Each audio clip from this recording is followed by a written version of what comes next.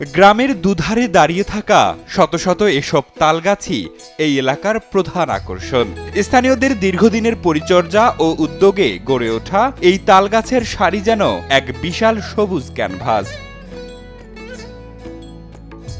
যান্ত্রিক শহুরে জীবন থেকে একটু স্বস্তি পেতে প্রকৃতির কোলে সময় কাটাতে এখানে ভিড় করেন তরুণ তরুণী ও পরিবার পরিজনরা। এই পরিবেশটা সুন্দর আর কি, এই কারণে মানুষের ঘুরতে আসাটা একটু বেশি। বিশেষ করে বিকেলের সময় তালপল্লী হয়ে ওঠে প্রাণচঞ্চল।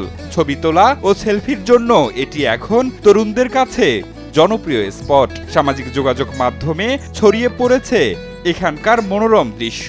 অনেক ছেলে মেয়ে আসে, স্বামী স্ত্রী আছে, তারা একত্রে সেলফি তুলে, নতুন নতুন ছবি তুলে ফেসবুকে আপলোড দেয়। কারণ এই জায়গাটা অনেকটা সুন্দর একটা জায়গা।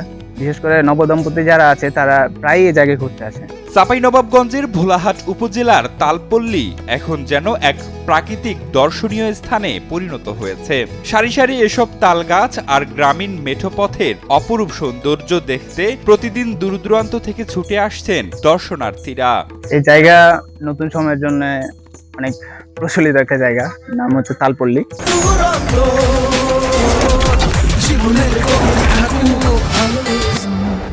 এই জায়গাটা হচ্ছে ভোলাহাটের একটা দর্শনীয় স্থানের মতো, কারণ এখানে বিশেষ করে ঈদের দিন এই জায়গাটা প্রচুর মানুষ আছে। এই জায়গায় পর্যটকদের আনাগোনা বাড়ায় হাসি ফুটেছে স্থানীয় ক্ষুদ্র ব্যবসায়ীদের মুখে।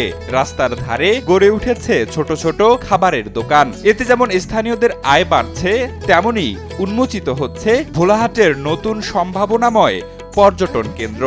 এই জায়গাটা তো আস্তে আস্তে পুরাতন হয়ে যাচ্ছে, কারণ যখন নতুন সময়ে এই জায়গাটা রং করা হয়েছিল তখন জায়গাটা খুব চকচকে ছিল, কিন্তু আস্তে আস্তে সেই রংগুলো উঠে যাচ্ছে।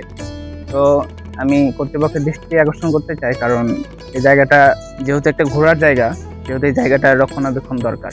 সব মিলিয়ে প্রাকৃতিক সৌন্দর্য আর গ্রামীণ পরিবেশের মেলবন্ধনে ভোলাহাটের তালপল্লী এখন হয়ে উঠেছে এক অনন্য ভ্রমণ কেন্দ্র।